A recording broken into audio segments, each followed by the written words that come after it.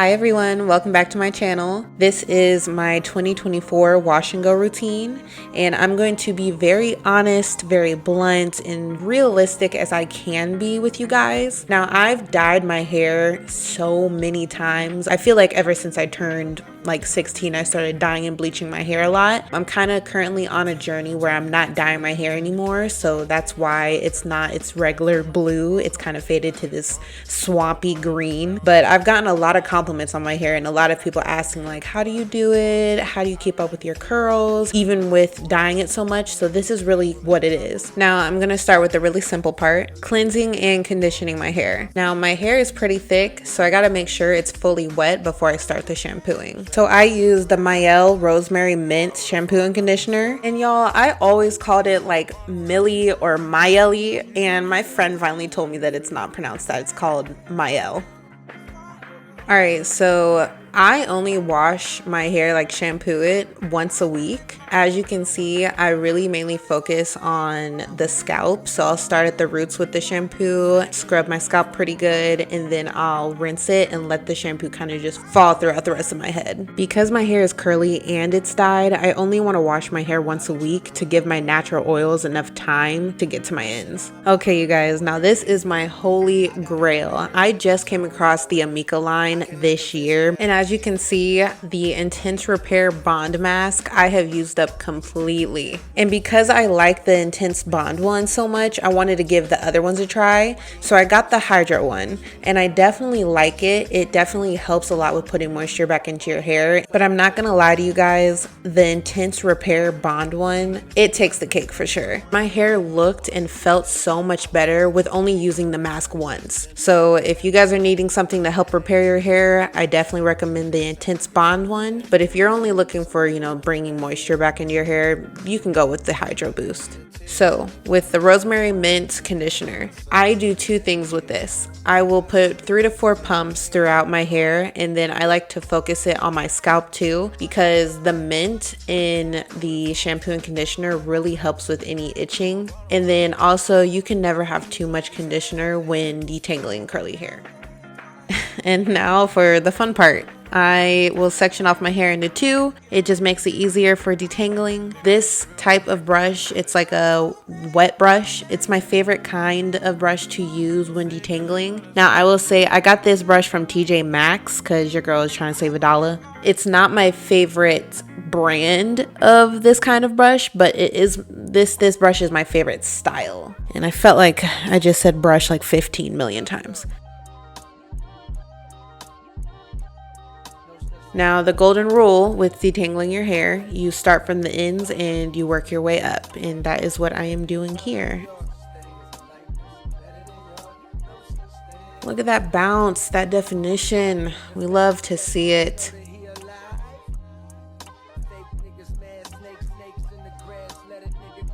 And detangling that last piece, it makes you think, life isn't that bad. Doesn't that look so much better? Look at that. Look at us. Look at us. But we're not done. So I'm gonna just do the same thing on the other side, starting from the ends, working my way up. I'm gonna spare y'all the 30 minutes it took me to detangle the other side. Felt like 30 minutes, I don't know. And I know doing your hair can be a struggle, but you really want to go section by section and take your time with detangling. You don't want to be too rough. So I like to brush my bangs to the front while it's wet to kind of like prepare my hair for styling. It makes it easier for me to do it now versus doing it while I'm actually styling. It kind of just helps my middle part like not be there, if that makes any sense. All right, so unfortunately I am not gonna show you guys me bathing, but I go ahead and just wrap my hair up, shower, and then I will rinse out the mask and conditioner. I've probably used up all the hot water like 30 minutes into this, so I'm overjoyed to be getting out of the shower now. So what I like to do, I like to wring out my hair, and then I will use a plain cotton t-shirt to wrap up my hair. I don't use towels or anything like rough on my hair when it's drying. According to Google, your hair is in its most fragile state when it's wet. So not using a towel can help with not splitting your ends and help with frizziness. And y'all remember me saying swampy green? Y'all, this is looking like Oscar the Grouch from Sesame Street. And what's crazier is that at the end of this video, when it's fully dry, my hair looks more blue. It's crazy that my hair looks so green when it's wet. I don't understand. But now we are going to get into the styling process. So I take my hair in sections. Look at me, real cute. I kind of wish I made the first part a little smaller, but it'll do. So I alternate between these two hair oils. The Carol's Daughter one, I noticed the biggest difference with that one as far as like hair growth. But the other hair oil, it just smells really nice. So I like to throw that on top. And you know, hair oil helps soften your hair too. There's not really any crazy method to oiling my scalp, but I will focus mainly like at the crown of my head, or I guess like the top middle of my head. Then I'll just massage it throughout my scalp. Now the Cantu Shea Butter Leave-In Conditioner. This is a very budget-friendly yet very effective leave-in conditioner. And what I really love about this product too is that it locks in moisture and keeps your hair really soft without giving it that greasy, heavy feel to it. Miss Jessie, she did her thing with this multicultural curls. I swear by it. This is my go-to. This is what keeps my curls locked in. And I hate when curly hair products make your hair like really crunchy and hard, but this does not do that. Now the Shea Moisture Mousse. I don't think that this step is that necessary, but I do feel like it does like lock in all the products in well, and you don't have to go with that exact brand. I feel like any curling mousse will do the job. And after I put everything in, I will wet a brush and fully put the products through. And I don't know why I'm acting so surprised. My brush has been breaking on me and lifting for a while now, so that was on me. And finally, we are on to the last section.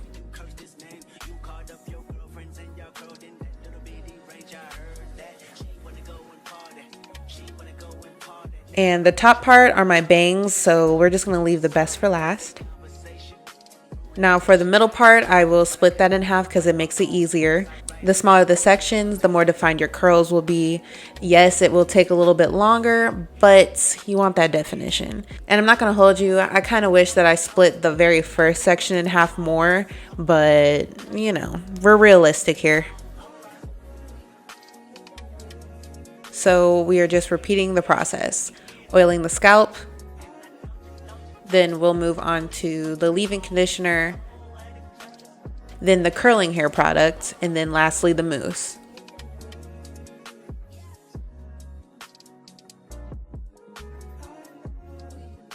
And then again, wetting my brush and fully brushing the products through. Then repeating the process on the other side. The closer we get to the front of my hair, I like to take more time because the front of your hair, at least for me, will be touched and manipulated the most. So I want to make sure I have a good amount of product in my hair and that it's thoroughly throughout everything. Okay, we are almost done. Y'all see that bounce? Y'all see those curls? Editing this video just reminds me how annoying it is to do my hair. I swear, I hate it, but I love the results, but ugh.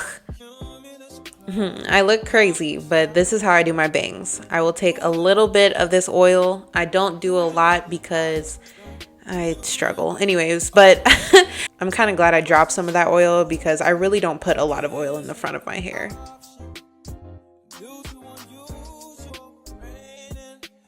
And for editing purposes, it looks like I'm speeding through this part, but I really do take a lot of time on my bangs.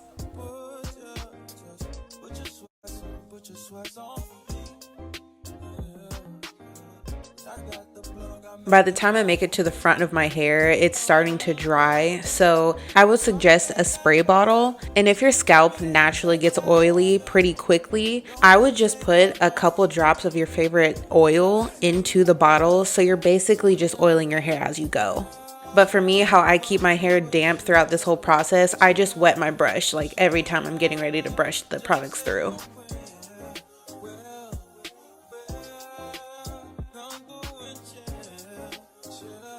Ooh, okay, we are done, and this is the best part. Anybody with curly hair knows this is the scrunching method. And when you scrunch your hair, it really helps your curls form and start to pop. Now, up to you. If you have places to be, people to see, you could use a hand dryer and a diffuser. But for me, I like to have my hair air dry.